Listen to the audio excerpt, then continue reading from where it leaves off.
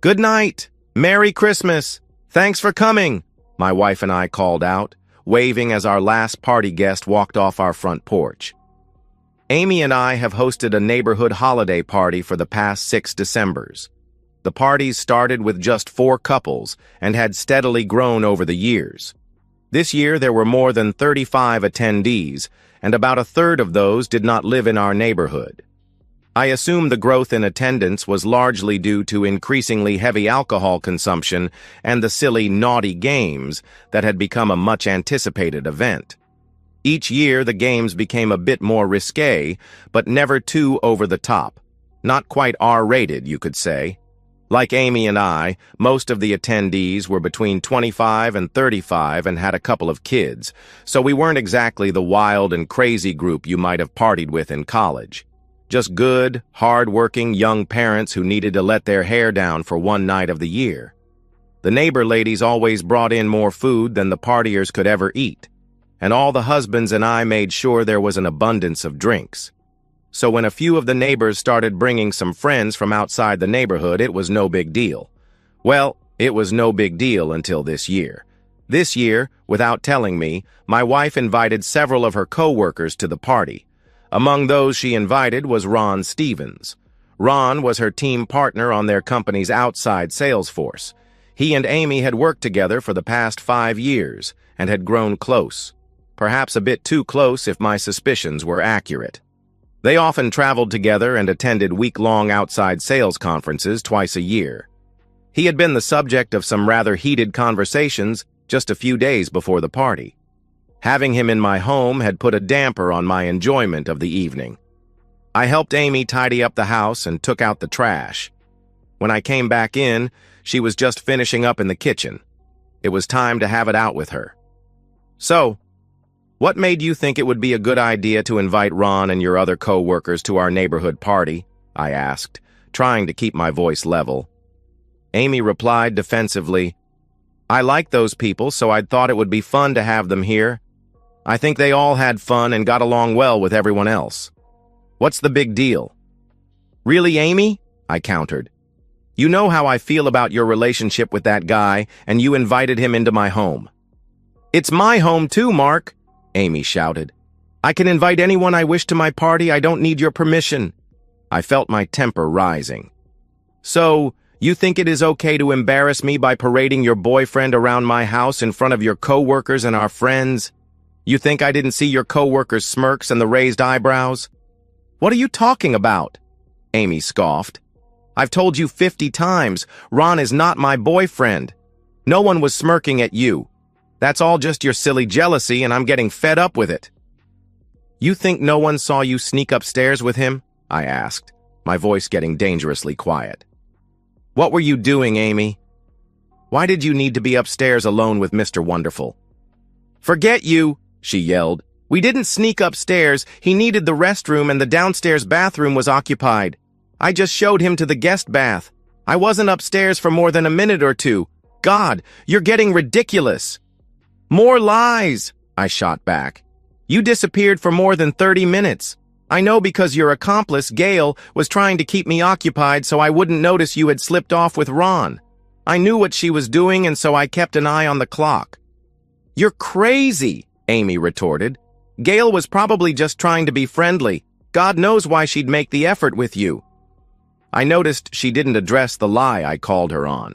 She was a skilled negotiator, but, apparently, a less skillful liar. Amy, surprising me by inviting your boyfriend here was a low blow and the last straw. I will not put up with any more of your lies and disrespect.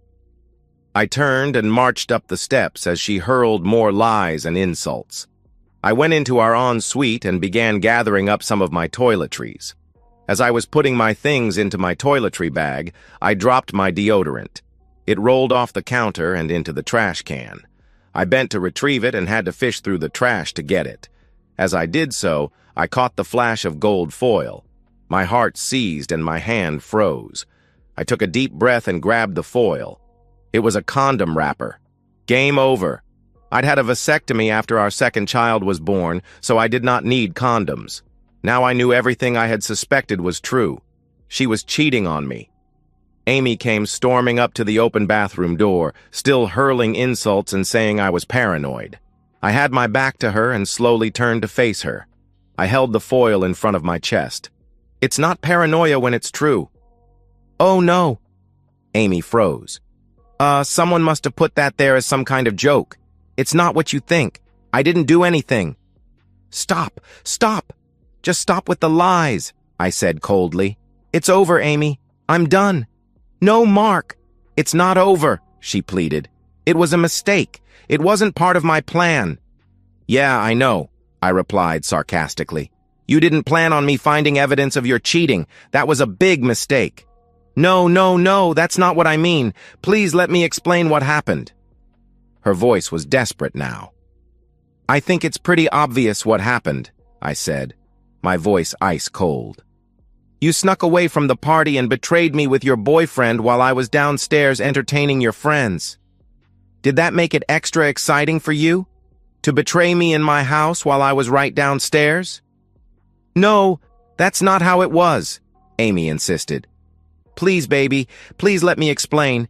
It's not what I planned. I stuck the foil in my pocket. Amy stumbled out of the way as I brushed past her. I went through the master bedroom and into the hallway. I could hear her scrambling to catch me as I stepped into the guest bedroom and slammed the door in her face. I punched the lock just as Amy tried the knob. Mark, please, you have to let me explain. It's not what you think. Please, Mark, please open the door. You have to talk to me. Please open the door, she begged from the other side. I was pretty sure she didn't know how to defeat the door lock, but I slid the chest of drawers in front of the door just in case. Amy pounded on the door and begged me to open up until I turned on the TV and blasted the volume. Sleep was difficult. My mind raced back over every time Amy had worked late, gone on overnight sales trips, and attended conferences. Was she betraying me at all those times? It was too painful to imagine, but it had to be true. A tear slipped down my cheek and my gut twisted when I thought about having to tell my little girls their mommy and daddy would be splitting up. How could she do this to our children? How could she be so selfish? What could have made her fall in love with another man? Was it me? Was I a bad husband? Why? Why is this happening? The questions, the doubts, the hurt, the disappointment. It was relentless. I barely slept. In what seemed like just a few minutes, the morning sun came blasting through the window, almost mocking me. I flipped the covers off and got out of bed. I had a lot to do this Sunday morning. I moved the chest of drawers and stepped out into the hall. The door to the master was standing open. I leaned into the room just enough to see Amy was still sprawled across the bed. I pulled the door shut and went to the guest bathroom to clean up. I dressed and went to the kitchen for coffee. I had just carried my cup to the table when Amy walked in. She looked awful. Her eyes were puffy, her hair a mess, her nose was still red, and I think she was hungover. But darn it, she still looked beautiful to me. My stomach clenched with another wave of pain. How could this be happening to us? Is there enough for me to have a cup? She asked timidly. Help yourself, I said as I gestured at the counter. My eyes found the coffee maker. Sitting beside the pot was her coffee cup. I had already poured the exact amount of skim milk she liked into the cup, just like I did every morning. I didn't even realize I had done that. She poured her coffee and carried it to the table and sat down across from me. Mark, I messed up, Amy started. I thought I was being so clever. I thought it would teach you a lesson, but now I know I messed it up. I was stupid. I just wanted to shock you, but it got all messed up. I'm so sorry. You didn't deserve to be treated that way. You have every right to be angry with me. Well, thanks for giving me your permission to be angry, I replied sarcastically. That's so generous of you. You invite your boyfriend to my house and then proceed to betray me, knowing the house is full of our friends and your co-workers. Gee, it's really big of you to allow me to be angry about it. No, I'm doing this all wrong, Amy insisted. Honey, please let me explain from the beginning. It's a little late to explain your plans. I and all our neighbors got to watch you put your plan into action last night. Oh my God! Amy jumped up and ran around to my chair. She tugged one side of the chair, turning me away from the table. She quickly straddled me and wrapped her arms around my neck. "Please, baby, you have to let me explain this, please. Just give me 5 minutes. Please, Mark." I had pulled my head back away from her face, away from her lips, as she tried to kiss my cheek. As she pleaded with me, tears dripped down her face. I was so angry. I almost stood up and dumped her on her cheating behind me, but I knew I could never physically hurt her. Even if she richly deserved it, I just couldn't do it. I took a deep breath and slowly blew it out. "Okay, Amy. 5 minutes. Now please get off of me." 5 minutes, and I'm not moving," she insisted. "I can't risk you getting away before I tell you everything." I brought my left wrist up and looked at my watch. She got the message. "I now know it was really stupid, but that whole thing last night was just pretend until that dumbass Ron got stupid," Amy began. I raised an eyebrow. "Okay, you have been complaining about Ron for a few months," she continued. "You repeatedly said you didn't trust him, and by implication you didn't trust me to be able to handle the jerk. Even though I told you I had no interest in him, you wouldn't believe me. It was like you think I'm this naive little teenage girl who would not be able to resist the smooth-talking salesman like I'd ever fall for his, or any guy's nonsense lines." Amy went on with her explanation, claiming Ron had tried to come on to her, but she'd always refused. She said she'd decided to teach me a lesson about my jealousy by staging a scene where I would catch her and Ron doing nothing wrong. "I knew you watched me go upstairs with Ron," she explained. "In fact, we had to wait for you to finish refilling the ice bowl so you'd be facing the stairs when we made our move. Gail was supposed to be so obvious that you'd immediately see she was our distraction while we snuck upstairs. It all worked just as I had planned." Amy continued. "I took Ron to our room and put him in my chair. I sat on the bed and waited for you to come charging into the room. After several minutes, I realized you weren't coming to rescue me or confront me. At that point, I was a little too drunk to understand how badly I had hurt you. I guess I thought you'd just given up on us, and I started to cry. Ron came to me and pulled me up into his arms and let me cry on his shoulder. After a few minutes, I realized he was rubbing my back and stroking my hair. I stopped crying and started to pull away from him, but he kissed me. According to Amy, Ron then misinterpreted her intentions, exposed himself, and pressured her. She claimed she rejected him and he retreated to the bathroom, where he must have left the condom wrapper. "Baby, I had no idea that dumb jerk would pull that stunt," she concluded. "I told Gail what he did and she ripped him a new one and made him leave with her. I can call her and she'll confirm all of this for you." I just looked at her. I very slowly stood up, holding an arm around her as I slid her off my lap. I released her, picked up my cup, and walked to the coffee maker. As I refilled my cup, she slipped up beside me. "Mark, please talk to me," Amy pleaded. "I know you're still mad about what I did, but I didn't cheat. I told you what happened. I never went along with his advances. Like most of us, he was a little drunk last night and he messed up. Kissing me and exposing himself was definitely not part of my plan. He's stupid. I don't want to cause any problems at work, but come Monday in the office, Gail and I will make sure he suffers for his stupidity." "Oh, honey, I'm so sorry. Can you ever forgive me?" I studied her for a moment. "So what you're saying is you staged your little sneaky trip up the stairs so I was sure to witness it. You assumed I'd be so upset that I'd then rush up to our bedroom to stop my wayward wife from betraying me on my bed.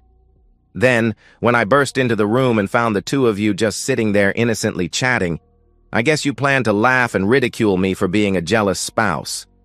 Let me guess. Gail was going to lead the rest of your co-workers up the stairs behind me so they could all join in laughing at your stupid paranoid husband? Maybe as a group, they would create such a scene that all the other partiers would rush to see what was happening, and then all of my friends and neighbors could join in laughing at the jealous buffoon. So that was your plan? You thought that by humiliating me in front of everyone that you'd teach me once and for all to trust you and never doubt your loyalty to me?" "Well," Amy stammered, "I just wanted to make you finally see how wrong you were about Ron. How you kept jumping to the wrong conclusions, and how much it hurt me to have you believe those things about me. I guess I thought our joke would be an effective way to show you how wrong you were. So when I didn't charge up the stairs and burst in on you two, that ruined your fun and made you so angry that you needed to punish me in another way? So you came up with a great way to teach me a lesson, to show me who's boss, to put me in my place? Amy blanched. What do you mean? What lesson? What are you talking about? You know, actually doing it, letting Ron betray me with you on my bed while I was downstairs playing host. That had to be a really delicious revenge for me spoiling your plans. Oh, good God, here we go again, Amy protested. I told you what happened. Yes, you told me a version of what happened. Not the complete version, as you left out a few details. I'm sure you and Gail spent a lot of time last night tailoring that version to include some of the truth. Just enough truth to make it believable. I have no idea what you're talking about. Look, Mark, I said I was wrong. Please, baby, let's just forget about my stupid plan and stop fighting. Oh, I don't think so, I said, and pulled a plastic baggie from my pocket. This was your revenge. This is the part of your story you couldn't tell me. This proves I can't trust anything you have told me.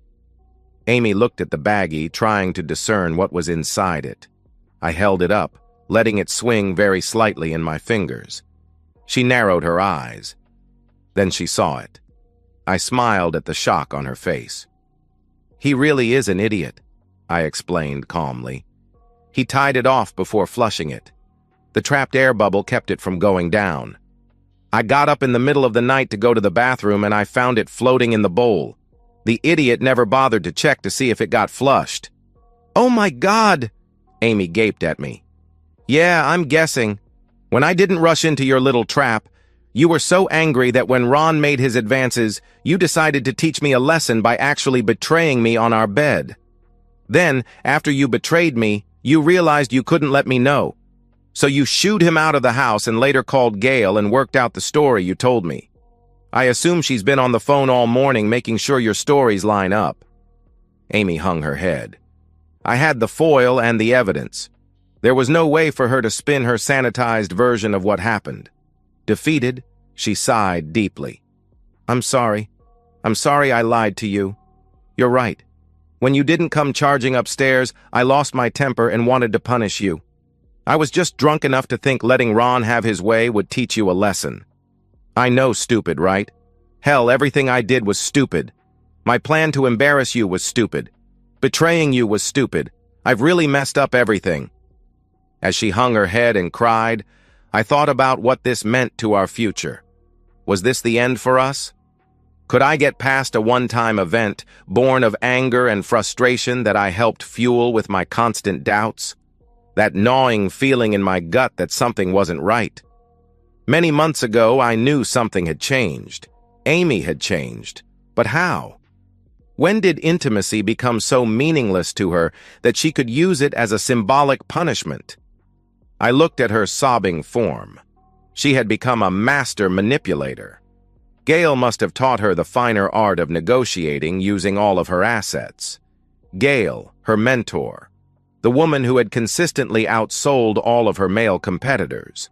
Gail, the now aging sales manager, had taken young Amy under her wing. Gail, the notoriously flirty divorcee, had shown Amy how to win all her negotiations with her male clients. How could I have been so blind? I had been so proud of her for suddenly jumping into the lead sales position. Over the last few years, she had received many awards and bonuses. Gail was her biggest cheerleader. The bonuses had made it possible for us to start college funds for our kids and pay off all our bills, but at what cost? Time for some answers. I slowly began to clap my hands. Bravo! Bravo! That was quite a performance. Such quick thinking. Gail has trained you well. It took you no time to see you had lost the Ron skirmish, so you gave me this weeping apology, hoping I'd focus on your single mistake. A mistake you made in the heat of the moment and while slightly drunk. A mistake that you're pretty certain you could convince your children's father to forgive, for their sake. I have to admit, That is a pretty good strategy. You know I'm hopelessly devoted to my girls and would do anything for them. So you're counting on me to be willing to sacrifice my outrage at your mistake to avoid causing my innocent children any heartache. And why wouldn't I? I mean, you have now admitted your cruel plan to teach me a lesson by humiliating me, and you have confessed the mistake you made in drunken frustration when I foiled your plan. You have taken the blame for it all and have begged for my forgiveness. My goodness, what more could you do? The tears had stopped. Amy was frozen in place, studying my face, trying to read my unspoken thoughts. She didn't say a word. I could practically see her mind racing to figure out where this was headed and how she could regain control of the situation. Amy, I believe what you've told me about Ron and what happened last night. I am sorry I suspected you of having an affair with him. I'm now convinced that last night was your only encounter with Ron. Yes, baby. It was the only time, I swear, Amy exclaimed in relief. It was a stupid mistake, and I promise I will never have any contact with that jerk ever again. Please, honey, can we just put this all behind us? I love you so much, please, baby, please. Even if I said I was willing to give you a pass on trying to humiliate me and betraying me in our marital bed, there is still the issue of all the others. What? What do you mean, what others? Amy asked, suddenly looking panicked. I have to admit, it's taken me way too long to see it. Once I got to know Gail and heard all the rumors about her, I should have seen it, but I trusted you. Then later, when my gut kept telling me something was off, I thought it was Ron. I was wrong about Ron, but I had every reason to be concerned about you, didn't I? Concerned? What do you mean concerned? I don't know what you're talking about, Amy answered. I heaved a weary sigh and sat back in my chair, shaking my head. I was so very tired of the deceit, the half-truths, the misdirections. I had no actual proof of what she had done, but I knew. Deep in my soul, I knew I had lost her several months ago. My sweet love, the woman I'd hoped to spend the rest of my life loving, was gone. There is no doubt Gail had shown her the path to riches and rewards, but Amy chose to walk that path. She willingly chose to ignore her vows. And for what? Her ego?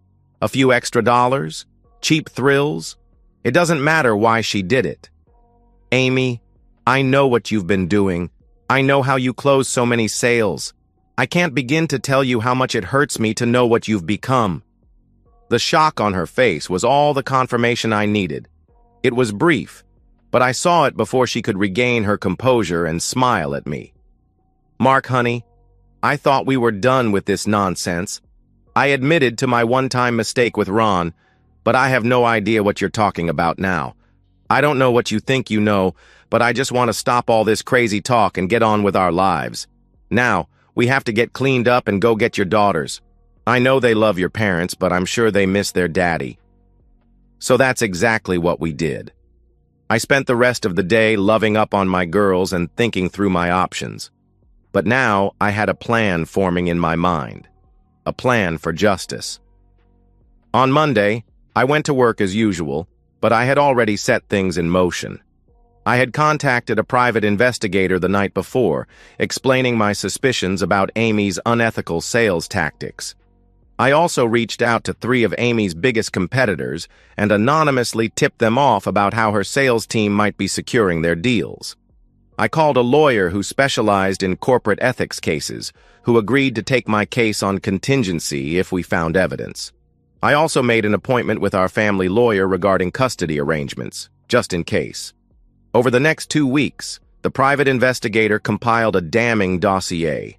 Not only had Amy been using unethical tactics to secure sales, but Gail had been orchestrating the whole operation, taking a cut of every bonus Amy earned.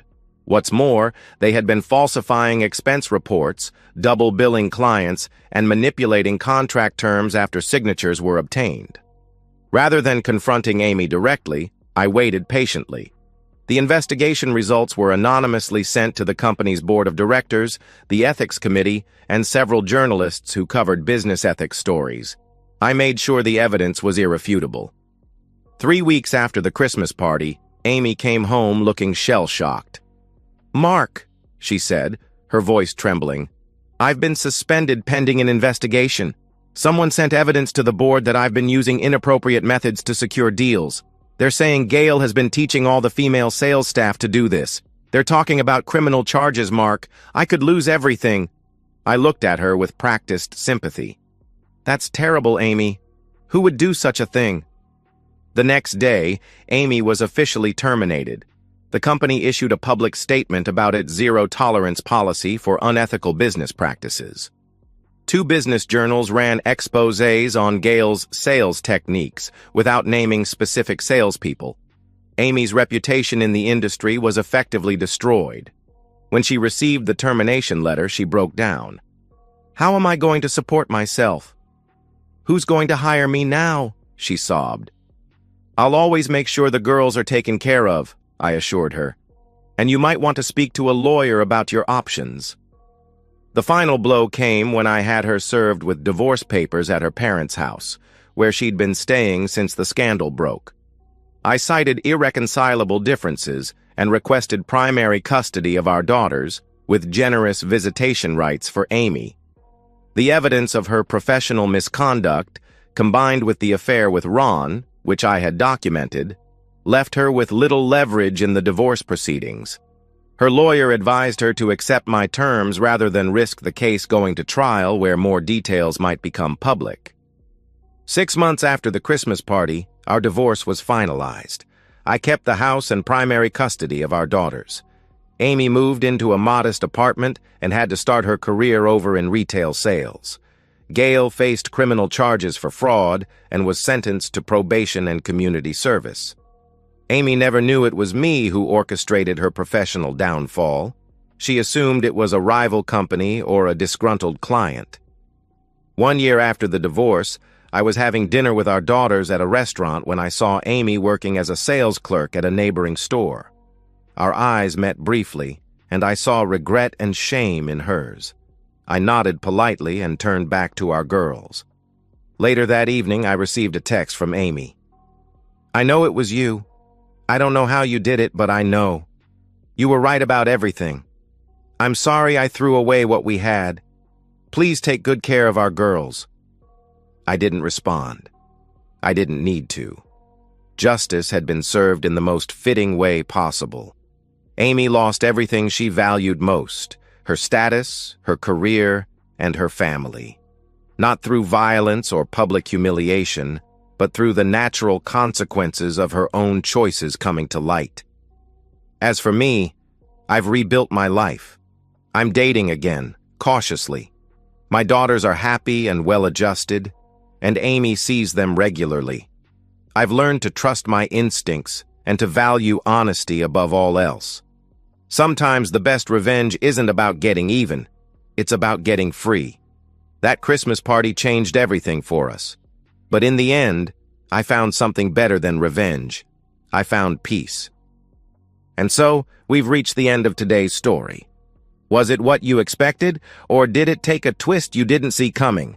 I'm curious to hear your thoughts. Share them in the comments below, and let's get a conversation going. If this story kept you hooked, make sure to hit that like button. And if you're new here or just haven't subscribed yet, now's the perfect time to join our community. I bring you fresh, captivating stories every day, so click that subscribe button and turn on notifications so you never miss out. Thanks for watching, and I'll see you in the next one.